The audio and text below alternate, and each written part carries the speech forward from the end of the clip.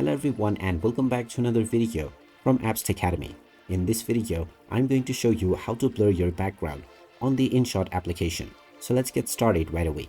First of all, open up the InShot app on your device and you can now create your new project or open up any of your old ones right away.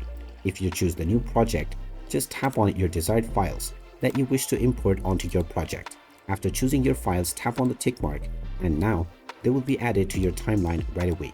If you wish to blur the background within any of your edit, then first of all, you will need to add the background. Tap on the clip where you wish to add your background and then use the slider above to swipe to the right and you will find the background option. Tap on this and now you will find the blur options. You can use the different blur intensity and you will see the preview of your background blur. You can also use a custom image to use as background blur by tapping on the gallery icon. After choosing your image, just choose your background blur level and then tap on the tick mark at the top right corner. And now your background within your layer will be blurred right away.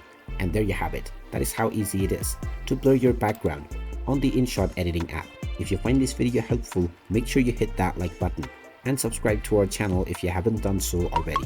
Also ring that notification bell to never miss another update from us. Thank you for watching and I will see you again in the next video.